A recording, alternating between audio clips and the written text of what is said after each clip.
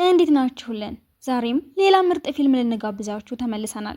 ፊልማችንን ተወዱታላችሁና እንደሁሌም ላይክ ማድረግና ኮሜንት መጻፍ አትርሱ። እስከ ፊልማችን መጨረሻ ድረስ አብራችሁን ቆዩ። ፊልሙ ሲጀምር ጃን የምትባል ልጅ የሙሽራ ቀሚሷን ለብሳ ባልሽ ነው ወደ ተባለችው ሰው ጋር ስትወሰድ እናያታለን። ሰራተኛውም ባለቤትሽ እየጠበቀሽ ነው ይልና ወደ ክፍሉ ሲያስገባት አልጋ ላይ የተዘረረውን ፋንን እያየችው አደጋ ከደረሰበት በኋላ መንቀሳቀስ እንደማይችል ነግረዋት ስለነበረ ምን ያህል ቆንጆ እንደሆነ እያሰበች ታዝነለታለች። እጁን ስትይዘውም ምንም አይነት አደጋ እንዳልደረሰበትና ተመርዞ እንደሆነ ይገባታል። መንቀሳቀስ ካልቻልክ ምንም ልታደርገኝ አትችልም፣ እኔ ግን እችላለሁ ስትለው ፋን ወዲያውኑ ነቃና እጇን ይዘዋል። ማንሽ አንቺ? ምን ማለት ነው ውዴ? ሚስት ነኛ። እውነቱን ብትናገር አይሻልም? እንደዛማ አትበል፣ በጣም ወድሃለሁ እኮ ስትለው ይዛታል። እሷም ታመልጠውና በእግሯ እንዳይጠጋት ትይዘዋለች።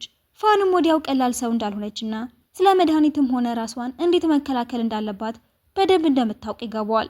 እሷን ብትሆን እንደነቀባት ስለገባት ቢደራደሩ እንደሚሻል ስታስብ ሰራተኛው በሩን ያንኳኳዋል። ፋንም መሞት የማትፈልጊ ከሆነ ለማንም እውነቱ እንዳትናገሪ ይላትና ወደ አልጋው ይመለሳል። በሩን ስትከፍተውም ሰራተኛው መድኃኒት መውሰጃ ሰዓቱ ደርሷል ብሏት ወደ ውስጥ ሲገባ መድኃኒቱን ታሸታውና የሆነ የተሳሳተ ነገር እንዳለበት ስለገባት አሁን እኮ የኔ ባለቤት ነው እኔ ሰጠዋለሁ ብላ መድኃኒቱን ለራሷ ስትቀምሰው እመቤት ላንቺ እኮ አይደለም ለጌታዬ ነው። ወዲያው ግን ራሷን ስታ የወደቀች ስታስመስል ሰራተኛው ደንግጦ እየሮጠ ይወጣል። ጃን ስትነቃም እንደገመተችው ቤቱ ውስጥ ግራ የሚያጋባ ነገር እንዳለ እርግጠኛ ትሆናለች። ሰራተኛውም ልጁ በቅርቡ ነበረ ስራ የጀመረው፣ እንግዳ የሆነ ሰው ይመስለኛል ሆን ብሎ የላከው። አንቺ ግን ደህና ካልሆንሽ ወደ ሆስፒታል መሄድ እንችላለን።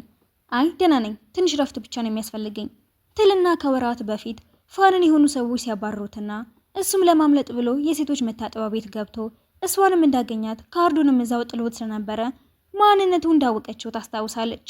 ሰራተኛው እንደወጣ በሩን ትዘጋውና በል አሁን ማንም የለም ማስመሰልህን አቁም። የምር ግን ማንሽ? ስለኔ ተወውና ስለራስህ ተጨነቅ። የገዛ ቤተሰብ ሊገልህ ነው እኮ የሚፈልገው። ለምንድነው ልታመልጥ የማትሞክረው? ይሄ ነገር እኮ ውጪ ላለ ሰው ብትናገረው በጣም ትልቅ ችግር ነው የሚፈጠረው። እኔን ተኝና ስለራስሽ ተጨነቂ። መርዙን ከመብላት ስላተረፍሽኝ ግን አመሰግናለሁ። ልረዳህ እችላለሁ። ለምን ስምምነት አናረግም? ከዚህ በፊት መርዘውሃል፣ ግን መርዙ ቀስ እያለን የሚሰራው እና ልታድኚኝ ትችያለሽ። ሙሉ በሙሉ ባይሆንም እሞክራለሁ። በምላሹ ምንድን ነው የምትፈልጊው? መጀመሪያ አብረህ ልትሰራ ፈቃደኛ እንደሆንክ ማወቅ አለብኝ።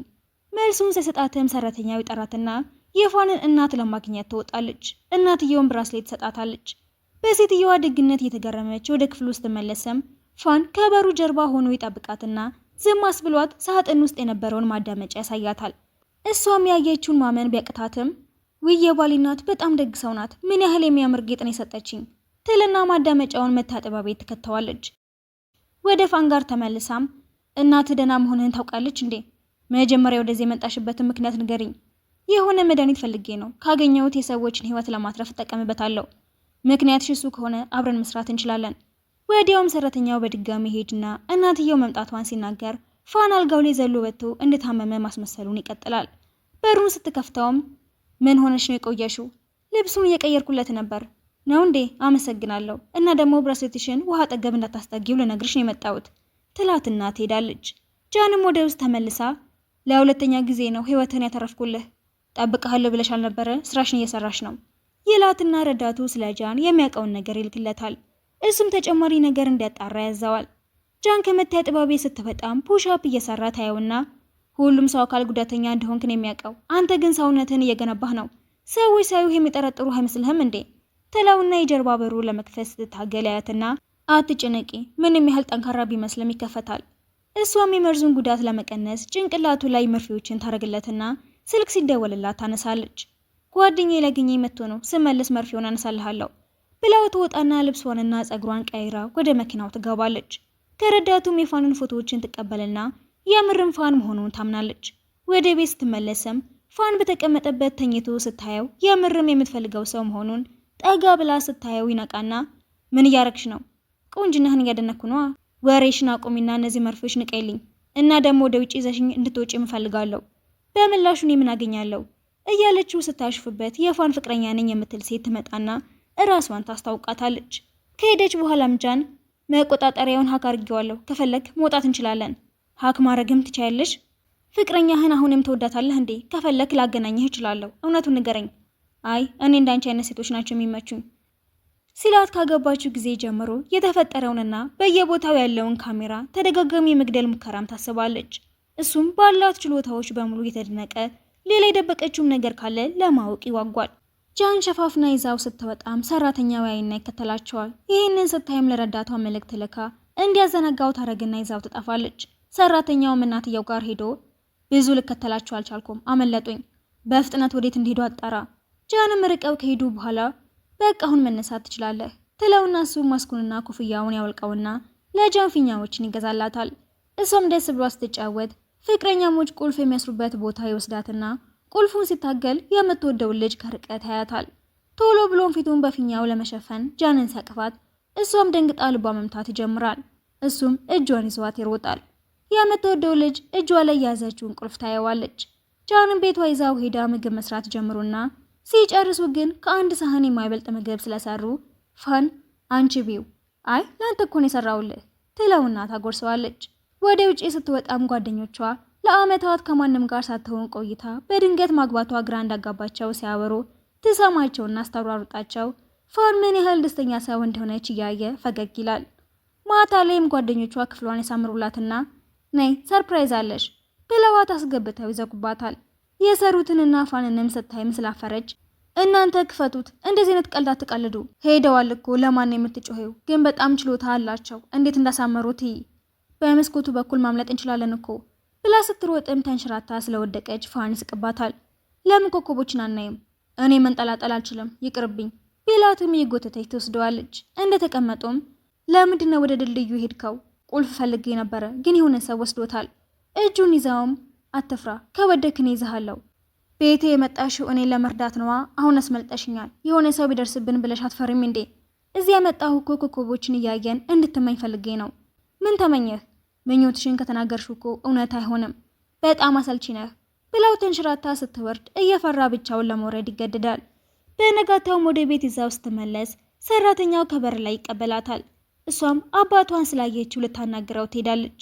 የምትወደው ልጅን ፋን ጤነኛ መሆኑ ለመናገር እናቱ ጋር ትሄዳለች። አባቷም በእህትሽ ቦታ አንቺን ሳጋባሽ እኮ እናቱ የምትልሽን ነገር በሙሉ እንድትሰሚ ነግረሽ ነበር።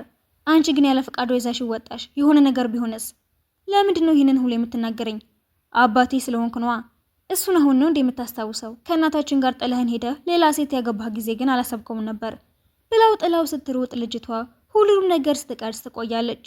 ፋንም አይቷት ስለነበረ የቤተሰቡ ወራሽ መሆን አይደል የምትፈልጊው? ከኔ ጋር ለመስራት ከተስማማሽ እንድትሆኚ እረዳሻለሁ። ለምን እስማማለሁ? አንተ ራስህ በሽተኛ እንደሆንክ እያስመሰልክ አይደል እንዴ? ማታ ላይም ጃን ቁስሏ ላይ መድኃኒት ለማድረግ ስትሞክር ፋንም ያያትና እንድረዳሽ ትፈልጊያለሽ? ጥልቅ ቁስል ይመስላል። የቆየ ነው ባክህ፣ መድኃኒቱ እንዳረገ ብቻ እርዳኝ። እያረገላት እያለም እያፈርክ ነው እንዴ ብላ ታሽፍበታለች። ተንኮለኛዋ ልጅም ጋዜጠኛ ጋር ደውላ ትልቅ ዜና እንዳላት ትናገራለች። ጠዋት ላይ መነጃን ስፖርት እየሰሩ ዜናው ላይ በእህቷ ፋንታ እንዳገባችው የተጻፈውን ታነባዋለች። ምንም አልፈራሽም?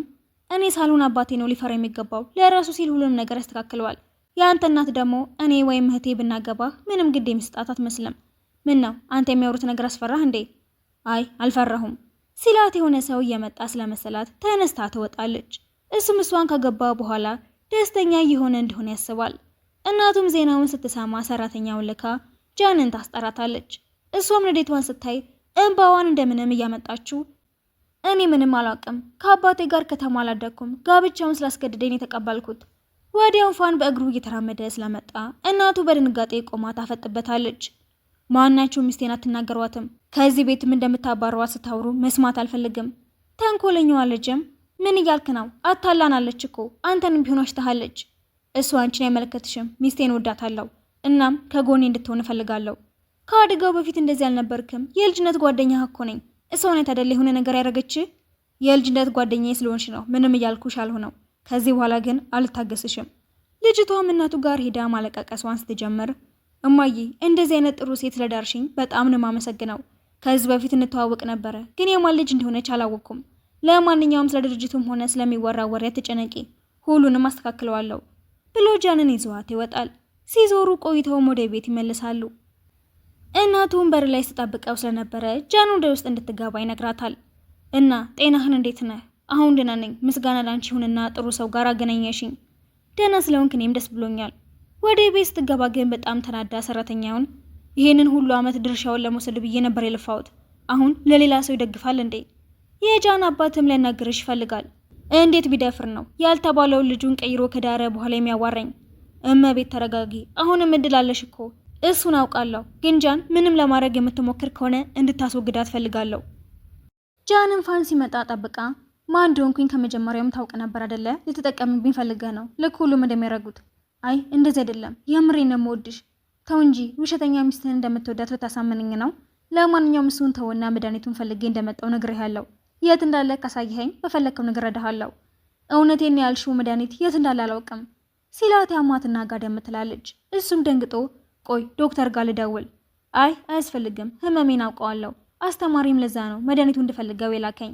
ይህንን ያህል አስፈላጊ ነገር ከሆነ እኮ መጋዘን ውስጥ ነው የሚኖረው። እሷም ወደ ተባለው ቦታ ላይ መሄድ ስትነሳ ግን ደግሞ ቁልፉ ጠፍቷል፣ አሁን ልንከፍተው አንችልም ይላትና ወደ መስሪያ ቤቱ ሲመለስ መረዳቱ አንተ በሌለህ ጊዜ እናትህ ቦታህን ወስደዋለች። እናም ከመድኃኒት አምራች ድርጅቶች ጋራም ተፈራርማለች። መርዙንም ከዚያ ያመጣችሁ ይመስለኛል። አውቃለሁ። አሁን ማግኘት ያሉብኝን ሰዎች በሙሉ ቀጠሮ አስይዝልኝ እና ደግሞ የሆነ ጓደኛዬ ሚስቱን አስከፍቷታል። ምን አድርጎ ይቅርታ መጠየቅ እንደሚችል ልትነግረኝ ትችላለህ? ጃንም የእናቱ ክፍል ገብታ አስተበረበር ሰራተኛው ይዛትና እመቤት ማንም ሰው ክፍሏ ገብቶ እቃዋን ሲነካካ አትወድም፣ በጣም ይቅርታ ብላ ትወጣና በሩ ላይ ተለጥፋ የሚያወሩትን ስትሰማ እሷ የምትፈልገውን መድኃኒት ይዘውት ሊወጡ ስለነበረ ልትከተላቸው ትወስናለች። ተንኮለኛዋ ልጅን ፋን ጋር ትሄድና ያልከኝ አድርጌያለሁ፣ አሁን ደግሞ የአንተ ተራ ነው። ፋንም ረዳቱን ይዞ ወደ ገጠር ሄድና የጓደኛዬ ሚስት እንዲህ አይነት ቦታ ስለምትወድ ሊገዛላት አስቧል፣ ምን ትላለህ? በሌላ በኩል ጃን እናትየውን ተከትላ ሆቴል ብትደርስም የሆኑ ሰዎች ያስቆሟታል። እናትየውም ከሆነ ከታመመ ሰው ጋር ሆና እንዴት ጃንና ፋን አንድ ላይ እንዲሆኑ ትፈቅጃለሽ? ሚስጥራችንን ቢነግራትስ? አትጨነቅ፣ ዛሬ መሞቱ አይቀርም። ግን እንዴት ነህ? መድኃኒቱ እየሰራልህ ነው? ምንም አይሰራም፣ ጥቅም የለውም። በዚህ ጉዳይ የተካነች ዶክተር እንዳለች ሰምቻለሁ፣ እሷን ለማግኘት ሞክራለሁ። ፋን በበኩሉ ጃን እንደጠፋች ሳማና የያዟት ሰዎችን ባህር ውስጥ ቢከቷትም ፋን ግን በሰዓቱ ደርሶ ያወጣትና ስትነቃ ጃኬቱን ያለብሳታል። ትዝ ካለች ከወራት በፊት ከሚከተሉኝ ሰዎች አትርፈሺ ነበረ እንድትጎጅና እንደዚህ አይነት ነገር እንዳይደርስብሽ ብዬ ነው ምንም ነገር ያልነገርኩሽ። የአንተ ጥፋት አይደለም፣ መድኃኒቱን የማገኝ መስሎኝ ነው እናትን የተከታልኳት። ሲጀመር እናት አይደለችም። የቤተሰብህን ምስጢር እንድትነግረኝ አልፈልግም። እኔም ከዚህ በኋላ ምንም ነገር ልደብቅሽ አልፈልግም። በጣም ወድሻለሁ። ወደ ህይወቴ ከመጣሽ ጀምሮ በጣም ደስተኛ ነኝ ይልና ያቅፋታል። ወደ ቤት ተመልሰው አቅፎ ወደ አልጋው ሲወስዳት እንደምትወደኝ ስለነገርከኝ ብቻ ያፈለግከውን ማድረግ ትችላለህ ማለት አይደለም እኮ። እስካሁን አልጋ ላይ ስተኝ ስለነበረ አሁን እንዲመችሽ ብዬ ነው፣ ሌላ ነገር አላሰብኩም ሲላት ደስ ይላታል። የምርህን ወደኸኝ ነው ወይስ ስለ ቤተሰቤ ለማወቅ እየሞከርክ ነው ስትል አይኑን ይገልጣል። እንዴ አልተኛህም እንዴ? ምን ነበር ያልሽው? ምንም፣ ተኝታ ይሆን ራስን ስተህ ለማጣራት ስለፈለግኩ ነው። እኔን ትታይ ስለ ራስሽ ተጨነቂ። ዛሬ የተፈጠረውን መቼም እንዲደገም አልፈልግም። እኔም እንድትጎዳ አልፈልግም። ሁሌም ከጎንህ እንዳለ ሆቅ እሺ ብላ ብርድ ልብስ ውስጥ ገባ ፈገግ ብሎ ያያታል። እናትየውና ሰራተኛውም ጃን በመትረፏ ይነደዳሉ። በቀጣዩም እሷንም ሆነ ፋንን አንድ ላይ ሊገሏቸው ይወስናሉ። ጠዋት ላይም ጃን ከጓደኛዋ ይደወላትና እቅዳቸው እንደሰራ ይነግራታል። እራሷ እንደ ዶክተር አስመስላ ወደ ክሊኒኩ ስትሄድም ጓደኛዋ የፋን እናት የላከችው ሰው ሊያገኝሽ ይመጣል። ምን አይነት ግንኙነት እንዳላቸው አጣራህ? አይ ምንም የማውቀው ነገር የለኝም። በዊልቸር ላይ ያለው ልጅም እንደገባ ጃን ራሷን ታስተዋውቀዋለች። እሱም ስለ አንቺ ብዙ ሰምቻለሁ፣ እንደምታድኝኝ ተስፋ አረጋለሁ። ሁኔታውን ከመረመረችው በኋላም የቻልኩትን ረዳሃለሁ፣ ግን በድጋሚ ቆመህ መሄድ የምትችል አይመስለኝም ብላ መድኃኒቱን ሰጠዋለች። እንደ ወጣችም ወዲያው ራሷን ቀይራ ወደ ሌላ ቦታ ትሄዳለች። ፋን ወደ ቦታው ሲመጣም ጓደኛዋ ይነግራትና ትደነግጣለች። እንደተሸፈነችም ፋን አብሯት ሊሰራ እንደሚፈልግ ይነግራታል። ድምጿን ለመቀየር እየሞከረችም ለምን አብሯት መስራት እንደሚፈልግ ስጠይቀው ተንኮለኛዋ ልጅ ትደርስና ጃን የተሸፈነችበትን ትጥለዋለች። ጃንም መነጽሯን አድርጋ ፊታቸው ስትቆም ማን እንደሆነች ሳይለየዋት ይቀራሉ። ልጅቷም ማንሽ ደሞ አንቺ ስትል ፋን ረዳቱን ይዟት እንዲወጣ ይነግራውና ወደ ጃን ጋር ሄዶ ሚስቴን የምትመስሊው እንዲያውም እሷ ራሷ ነሽ አይደለ? ካወክ ጥሩ፣ መድኃኒቱ እንደሚያስፈልገኝ ታውቃለህ። ለምን አብረን አንሰራም ታዲያ? ትለውና ዊልቸር ላይ ከነበረው ልጅ የወሰደችውን ሰዓት አሳየዋለች። የማን እንደሆነ ወዲያው ቢያውቅም ሊነግራት ስላልፈለገ እንዴት አገኘሽው? ለማንኛውም ዋናው ጉዳይ ከነዚህ ሰዎች መራቅሽ ነው። ችግር ውስጥ ለመግባት መሞከርሽን አቁሚ። ከፈለክ አትንገረኝ። በድጋሚ ላከመው ሲሄድ መድኃኒቱን የት እንዳለ ደርስበታለሁ። እሺ በቃ ረዳሻለሁ፣ ግን ራስሽን ከችግር እንደምትጠብቂ ቃል ግቢልኝ ይልና ወደ ገዛላት መሬት ወስዷት ይሄ ስጦታ እንዲሆነ እኔ ገዛውልሽ፣ ግን ስላንቺ ምንም የማውቀው ነገር እንደሌለኝ ነው የገባኝ። ምን ያህል ማንነቶች ነው ያሉሽ? ቆይ ሁሉንም ራሴን ለመጠበቅ ብዬ ነው የማረገው፣ አትጨነቅ ብለው ዞር ስትል የሚከተሏቸው ሰዎች እንዳሉ ይገባታል። የሚያመልጡ መስሏቸው ቢሮጡም ይያዛሉ። ፋን እንድትሄድ ቢነግራትም አንድ ላይ መደባደብ ይጀምራሉ። እሷንም ሊመቷት ሲሉ ግን ሸፍናትና መደብደብ ይጀምራል። ተነስ እንጂ ምን እያረክ ነው? ሲጀመርም ሰውነት በመርዙ ተጎድቷል። መሞት ነው እንደምትፈልገው ብትለውም ሳይነቃ ይቀራል። በመጨረሻም ጓደኛዋ ይደርስና ያድናቸዋል። ፋን ሲነቃም ጃን እያለቀሰች ያገኛታል። ታውቃለህ፣ ሁሉም የኔ ጥፋት ነው። እናትህ መድኃኒቱን የገዛችው አንተን ለመመረዝ እንደሆነ አላወኩም ነበር። ራስሽን መውቀስሽን አቁሚ፣ ምንም ጥፋት የለብሽም። በቀጣዩ ቀንም ጃን ዶክተር መስላ እናቱ ልታገኛ ትሄዳለች። ልጁን ስታዩ ግን ፋንን ስለሚመስል ትደነግጣለች። እናትየው ሚስጥራዊውን መድኃኒት እንድታመጣላት ነግራ ታስወጣታለች። በእቅዷ መሰረት መድኃኒቱን ልትቀይረው ስትሞክር ግን የተለየ ምልክት እንዳለው ታስተውልና መልሳ ትተዋለች። ልጁንም አከማው ትወጣለች። ወደ ቤቷ ስትመለስም ፋን መድኃኒቱን ለማግኘት ሄድሽ ነበር አይደል? አዎ ስላልነገርኩህ ይቅርታ፣ ግን ደግሞ አልተሳካልኝም። በቀጣዩ ጊዜ እንደዚህ ስታረግ ግን ብቻሽ እንዳትሄጂ እሺ? ልጁ ግን አንተን ነው የሚመስለው? አዎ ወንድሜ ነው፣ ከተመሳሳይ አባት ነው የተወለድነው። ይሄ ነው የቤተሰባችን ሚስጥር። ወደ ውጪ ሲወጡም አባቴ እናቴን ከማግኘቱ በፊት ከሷ ጋር ነበረ። በመሀል ይለያዩና ከኔ እናት ጋር ይጋባል። እኔ ከተወለድኩ በኋላም ልጇን ይዛ ተመልሳ ትመጣለች። አባቴ ስታመምም እንደምታሰቃየን ስለገባው ለኔ 30%ቱን ድርሻ ሰጠኝ። የተቀረውን በወንድሜ ስም አደረገው። አባቴ ከሞተ በኋላም እናቴ መሰቃየቱ ሲበዛባት ጠፋች። ወንድሜም በጣም ጉረኛና አስቸጋሪ ሰው ስለነበረ ብዙ ጠላቶችን አፈራና ሊገሉት ሲሞክሩ እንደዚህ ሆኖ ቀረ። የዛኔ ነው የእንጀራ እናቴ ድርጅቱን እንድመራ ካለሁበት ፈልጋ ያመጣችኝ። አሁን ግን እሱ የተሻለው ስለሆነ እኔ ልታስወግደኝ የሞከረች ነው። በጣም ነው የምትገርመው። አሁን ምን ልታረግ እያሰብክ ነው ታዲያ? አንድ ላይ ነው የምናረገው፣ እንድትረጅኝ እፈልጋለሁ። ወደ ቤት ሲመለሱም እናትየው ከየት ነው እየመጣችሁ ያላችሁት? ከሆስፒታል ስንመለስ የሆኑ ሰዎች አጥቅተውን ነበረ፣ ግን አመለጥናቸው። እና አሁን ደህና ነህ? አዎ ደህና ነኝ። በነጋታውም ጃን ለእናትየው ፋንን ወደ ገጠር ልትወስደው እንደምትፈልግ ትነግራትና እሷም ትፈቅድላታለች። እንደ ወጡ ግን ለሰራተኛው በአሁኑ ቅዳችን መበላሸት የለበትም፣ በህይወት እንዳይመለሱ። ጃንም ገጠር ወዳለ ሬስቶራንት ወስደውና ምግብ እየበሉ እናትየው ብር የሰጠቻቸው ሁለት ሰዎች መጠጣቸውን መርዘውት ስለነበረ እራሳቸውን ስተው ይወድቃሉ። ሰዎችም ሆስፒታል የሚወስዷቸው አስመስለው ይዘዋቸው ይወጡና እንዳልሞቱ ስላላወቁ ሊቀብሯቸው መነጋገር ይጀምራሉ። እናትየውም ይሄንን ዜና ስትሰማ ጓደኞቿን ሰብስባ ማክበሯን ትጀምራለች። ልጁም ተሽሎት ወደ ቤቱ ይመለስና የፋንን እቃዎች በሙሉ እየጣለ ሰራተኛውን አባዬ ይህንን ሁሉ ነገር ብናቃጥለው የሚሻል ይመስልሃል? የልጁ ትክክለኛ አባት የሆነውና ሰራተኛ እንደሆነ ሲያስመስል የቆየው ሰውም የፈለከውን አድርግ፣ ብቻ ሙሉ ንብረቱ በአንተ ስም እስኪሆን ታገስ ይለውና ወደ እናቱ ጋር ሄዶ ፋን ያለውን ድርሻ ምን ልናረገው ነው? ይህንን ሁሉ ዓመት የለፋሁት ያንን ድርሻ ለማግኘት እኮ ነው። የእሱን ስም የተጠቀምክ መኖር ትቀጥላለህ። እሺ ግን ለምንድን ነው አባዬን ሰራተኛሽ ያደረግሽው? ሌላ ምን ላረገው ነው ታዲያ? የአንተን ፊት ባይቀየር እኮ የእሱ ልጅ መሆንህን ወዲያው ነበር የሚያውቁብህ። ይህንን ሁሉ ላንተ ብለን የምናረገው ይግባህ እንጂ። በቀጣዩ ቀንም የፋን ወንድም አድናኛለች ብሎ የሰባትን ዶክተሩን ጃንን ስለ ወደዳትና ፍቅረኛው ሊያረጋት ስለሚፈልግ እራት ይጋብዛታል። እሷም ልትጠቀምበት ስላሰበች ትስማማለች። በተመሳሳይ ሰዓትም ፋን መድኃኒቱን እየፈለገ ካዝናው ጋር ይደርሳል። ልጁም ካዝናው እንደተነካ መልእክት ሲደርሰው እንደሚመለስ ነግሯት ይነሳል። እሷም ለፋን እየመጣ እንደሆነ መልእክት ትልክለታለች። ፋንም መድኃኒቱን ያመጣውና ወደ ነበሩበት ይመለሳሉ። ጃንም መድኃኒቱን አገኘኸው? አይ አላገኘሁትም። አትጨነቅ፣ በቃ ልጁ እንዳገባው እየጠየቀኝ ስለሆነ ሰበብ ፈልጌ በድጋሚ ሄዳለሁ። ወጥተው ወግ ሲያደርጉም ሁሌም ራሴን እንደምቀያየር ታውቃለህ፣ ግን ዋሽቼህ አላውቅም።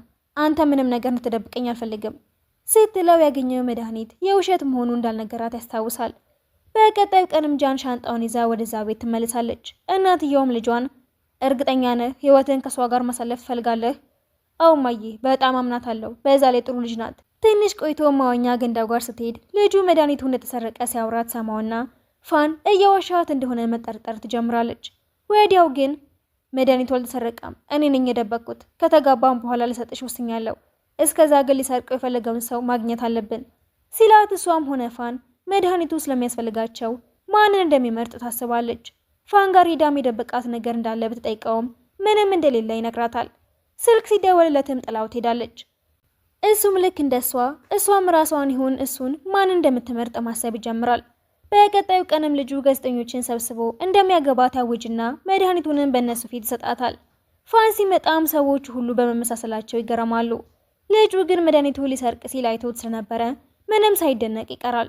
ጃንም ወደሱ ጋር ሄድና ሁላችሁም አላውቃችሁኝ መሰል የፋን ባለቤት ነኝ።